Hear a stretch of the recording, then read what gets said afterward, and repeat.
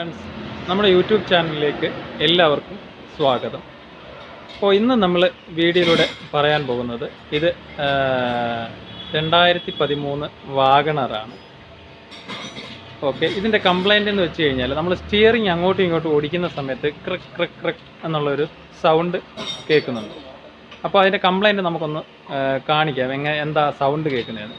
Just ആ steering ഒന്ന് ഓടിക്കാം അങ്ങോട്ട്. സ്റ്റിയറിംഗ് ഓടിക്കുന്ന സമയത്ത് ഈ ഭാഗത്ത് നിന്നാണ്, സ്റ്റിയറിങ്ങിൻ്റെ പിനിയൻ്റെ ഭാഗത്ത് നിന്ന് ക്രിക് ക്രിക് എന്നുള്ള ഈ ഒരു സൗണ്ട് കേൾക്കാൻ പറ്റുമെന്ന് വിചാരിക്കുന്നു. ഈ ഒരു sound Crick Crick Crick Crick എന്ന് കേൾക്കുന്നുണ്ട്. ഒന്ന് നല്ലപോലെ ഓടിച്ച സ്റ്റിയറിങ്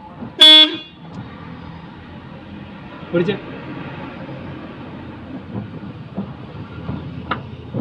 അപ്പോൾ നിങ്ങൾക്കത് കാണാൻ സാധിക്കും, സ്റ്റിയറിങ്ങിൻ്റെ പിനിയൻ അങ്ങോട്ടും ഇങ്ങോട്ടും ഷേക്ക് ആവുന്നുണ്ട്. ഓക്കെ, സ്റ്റിയറിങ് ഓടിക്കുന്ന സമയത്ത് ക്രിക് ക്രിക് എന്നുള്ളൊരു സൗണ്ട്. സ്റ്റിയറിങ് ഒന്ന് നല്ലപോലെ ഹാർഡായിട്ട് ഓടിച്ച്.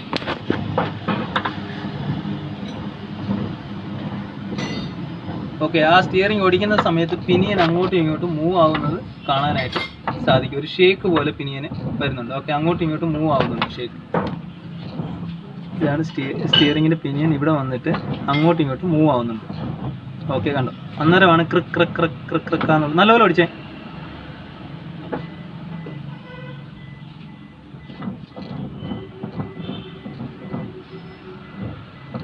ഓക്കെ, അങ്ങോട്ടും ഇങ്ങോട്ടും ഷേക്ക് ആവുന്നുണ്ട്, ഒരു സൗണ്ടും കേൾക്കുന്നുണ്ട്. ഓക്കെ, അപ്പോൾ അതിന് വേണ്ടിയിട്ട് നമുക്ക് സ്റ്റിയറിംഗ് ബോക്സ് അഴിച്ചെടുക്കേണ്ടതായിട്ടുണ്ട്. അപ്പോൾ സ്റ്റിയറിംഗ് ബോക്സ് എന്തായാലും അഴിച്ചെടുത്താലേ ആ പിനിയന് ഷേക്ക് ഉണ്ട്. കാരണം എനിക്ക് തോന്നുന്നത് ഈ ബൂട്ട് ഇളകി കിടന്നിട്ട്, ഇത് വണ്ടി വന്നപ്പോൾ ഉള്ള കണ്ടീഷൻ ഇങ്ങനെ തന്നെയാണ്. ഈ ബൂട്ട് ഇളകി കിടന്നിട്ട് അതിനുള്ളിൽ വെള്ളം കയറിയിട്ട് ആ പിനിയനിൽ ഇറങ്ങിയും അങ്ങനെ സ്റ്റിയറിംഗ് ബോക്സിനകത്ത് കയറിയിട്ട് അങ്ങനെ പിനിയൻ്റെ ബെയറിങ് പോകാനായിരിക്കണം ചാൻസ് കൂടുതലായിട്ട്. എന്തായാലും സ്റ്റിയറിംഗ് ബോക്സ് അഴിച്ചെടുക്കാൻ നമുക്ക് കറക്റ്റായിട്ട് കൺഫേം ചെയ്യാൻ പറ്റില്ല. എന്തായാലും പിനിയൻ അതിൻ്റെ പോയിട്ടുണ്ട്. അപ്പോൾ എന്തായാലും സ്റ്റിയറിംഗ് ബോക്സ് നമുക്ക് അഴിച്ചെടുക്കണം. അപ്പോൾ ഈ ബൂട്ട് ശരിക്കും പറഞ്ഞാൽ ഈ വണ്ടി വന്നപ്പോൾ ഉള്ള കണ്ടീഷൻ ശരിക്കും ഇങ്ങനെയാണ് ബൂട്ട് നിന്നത്. ബൂട്ട് ഇങ്ങനെ നിന്നിട്ടുണ്ടെങ്കിൽ അപ്പോൾ അതിൽ കൂടെ വെള്ളം കയറാനുള്ള ചാൻസ് ഉണ്ട്. കാരണം അവിടെ തുരുമ്പ് പിടിച്ച ഒരു പാട് നമ്മൾ കാണുന്നുണ്ട്. അപ്പോൾ വെള്ളം കയറിയിട്ട് പിനിയൻ തുരുമ്പ് പിടിച്ചിട്ട് അതിൻ്റെ ബെയറിംഗ് പോകാനാണ് ചാൻസ് കൂടുതൽ. അപ്പോൾ എന്തായാലും നമുക്ക് സ്റ്റിയറിംഗ് ബോക്സ് അഴിച്ചെടുക്കാം.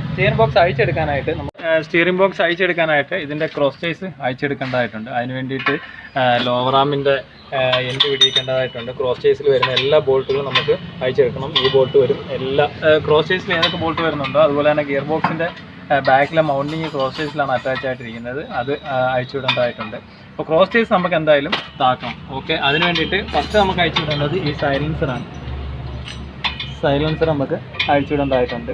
ഓക്കെ, അത് കഴിഞ്ഞിട്ട് ഈ കാണുന്ന ബോൾട്ടുകളും കാര്യങ്ങളും എല്ലാം നമുക്ക് അഴിച്ചെടുക്കേണ്ടതായിട്ടുണ്ട്. ഓക്കെ, ഈ കാണുന്ന ബോൾട്ടും കാര്യങ്ങളും എല്ലാം നമുക്ക് അഴിച്ചെടുത്തിട്ട് ക്രോസ് ചേസ് എന്തായാലും താഴെ ഇറക്കണം. അപ്പോൾ ഓക്കെ, നമുക്ക് ക്രോസ് ചേസ് താഴെ ഇറക്കി കഴിഞ്ഞിട്ട് സ്റ്റിയറിംഗ് ബോക്സിൻ്റെ കണ്ടീഷൻ നമുക്ക് എന്താണെന്ന് നോക്കാം. ഓക്കെ, അപ്പോൾ സ്റ്റിയറിംഗ് ബോക്സ് അതിൻ്റെ ക്രോസ് ചേസ് ഉൾപ്പെടെ അഴിച്ച് താഴെ വെച്ചിട്ടുണ്ട്. എന്നിട്ട് നമ്മൾ സ്റ്റിയറിംഗ് ഓടിക്കുമ്പോൾ കേട്ട സൗണ്ട് ഇതാണ്. ഈ സൗണ്ടാണ് സ്റ്റിയറിംഗ് ഓടിക്കുമ്പോൾ, അതായത് ഈ പിനിയനും ഒക്കെ ഉണ്ട്, അതായത് ഈ പിനിയന് പ്ലേ ആണ്. ഈ സൗണ്ടാണ് നമ്മൾ കേട്ടോണ്ടിരുന്നത്. അതായത് സംഭവിച്ചത് എന്താണെന്ന് വെച്ച് കഴിഞ്ഞാൽ, നമ്മൾ മുമ്പേ കണ്ട ഡസ്റ്റ് ബൂട്ട്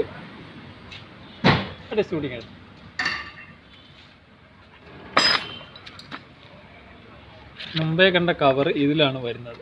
ഇതിൽ അറ്റാച്ചായിട്ട് വരേണ്ട കവർ. ഈ കവർ കറക്റ്റ് ബോഡിയിൽ നിന്ന് ഇളകി കളഞ്ഞിട്ട് വെള്ളം കയറി ഇതിനുള്ളിൽ പോയിട്ട് ആ വെള്ളം കയറി പോയ പാടാണ് ഈ കാണുന്നത്. അപ്പോൾ സ്റ്റിയറിംഗ് ബോക്സിനകത്ത് വെള്ളം കയറിയിട്ട് ഇവിടെ ഒരു ബെയറിങ് വരുന്നതാണ്. ഈ ബെയറിങ് ഡാമേജ് ആയിട്ടാണ് ഈ ഒരു എക്കം കിട്ടിയത്.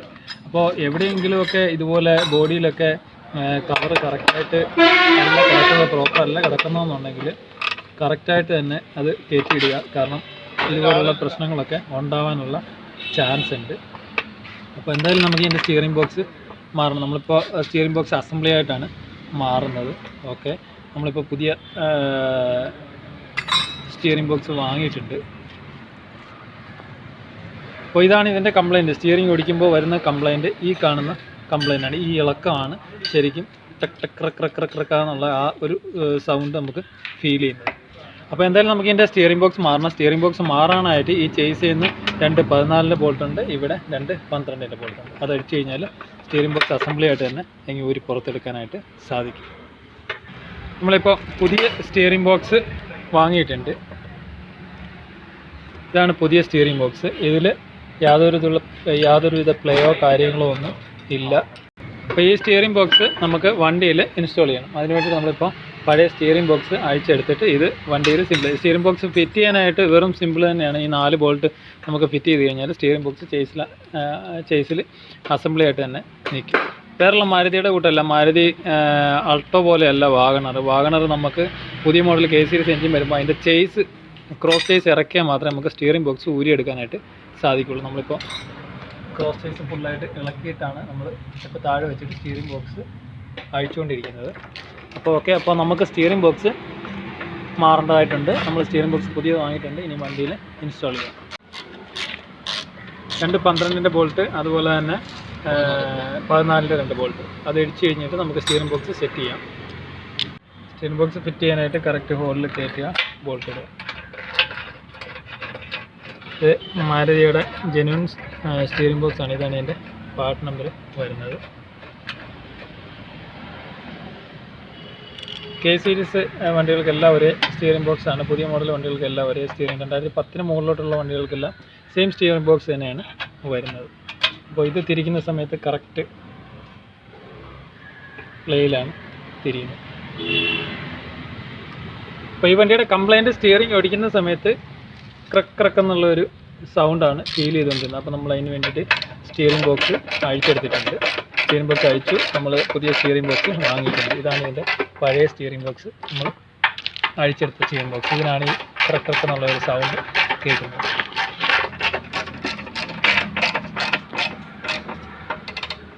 പ്രത്യേകം ശ്രദ്ധിക്കേണ്ടത്, ഇത് സ്റ്റിയറിംഗ് ബോക്സിൻ്റെ മുകളിൽ വരുന്ന പിനിയൻ്റെ മുകളിൽ വരുന്ന സേഫ്റ്റി കവറാണ്. ഈ സേഫ്റ്റി കവർ കറക്റ്റായിട്ട് തന്നെ ലോക്ക് ചെയ്ത് ഇത് വന്നിട്ട് ബോഡിയിൽ ലോക്കായി നിൽക്കും, ഇതിനുള്ളിലായിട്ട് കയറി നിൽക്കും.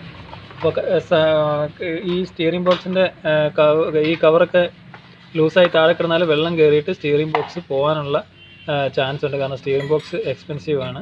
അപ്പോൾ ഇങ്ങനെയൊക്കെയുള്ള കാര്യങ്ങൾ വണ്ടിയിൽ നമ്മൾ കറക്റ്റായിട്ട് തന്നെ ശ്രദ്ധിക്കുക. കാരണം ഒരു ചെറിയ ബൂട്ടോ അല്ലെന്നുണ്ടെങ്കിൽ ചെറിയ കവറോ ഒക്കെ ഇളകി കിടക്കുമെന്ന് നിസ്സാരമായിട്ട് കണക്കാക്കാതിരിക്കുക. നിസ്സാരമായിട്ട് കണക്കാക്കി കഴിഞ്ഞാൽ, കാരണം വെള്ളം കാര്യങ്ങളൊക്കെ കയറി, അതുപോലെ തന്നെ ആക്സൽ ബൂട്ടായാലും ഏത് ബൂട്ടുകളായാലും ഇളകി കിടന്നു കഴിഞ്ഞാൽ കറക്റ്റ് ബൂട്ട് തന്നെ മാറി വിടുക. അല്ലെന്നുണ്ടെങ്കിൽ ഇത് കറക്റ്റായിട്ട് കറക്റ്റായിട്ട് തന്നെ ബോഡിയിൽ ഫിക്സ് ചെയ്ത് വെക്കുക. കാരണം വെള്ളം കയറാനും ഒക്കെയുള്ള ചാൻസ് കൂടുതലാണ്. ചേസ് കയറ്റി വെച്ചിട്ടുണ്ട്, അതിൻ്റെ ബോൾട്ട് ജസ്റ്റ് പിടിപ്പിച്ച് വെച്ചിട്ടുണ്ട്. ഇനി നമുക്ക് എല്ലാ ബോൾട്ടുകളും ഫുൾ ടൈറ്റ് ചെയ്യേണ്ടതായിട്ടുണ്ട്. അതുപോലെ തന്നെ മൗണ്ടിങ് ബോൾട്ട്, ബാക്കി എല്ലാ ബോൾട്ടുകളും ഫുൾ ടൈറ്റ് ചെയ്യേണ്ടതായിട്ടുണ്ട്. അപ്പോൾ ലോവർ ആം അങ്ങനെയുള്ള കാര്യങ്ങളൊക്കെ നമുക്ക് കയറ്റി ഇട്ടിട്ട് ഇനി സ്റ്റിയറിങ്ങിൻ്റെ കോളം പിടിപ്പിക്കാനുണ്ട്. കോളവും പിടിപ്പിച്ചിട്ട് അതുപോലെ തന്നെ ഈ ബൂട്ട്, നമ്മൾ മുമ്പേ പറഞ്ഞ ബൂട്ട് കറക്റ്റായിട്ട് അതിൽ കയറ്റിയിട്ടുണ്ടായിട്ടുണ്ട്.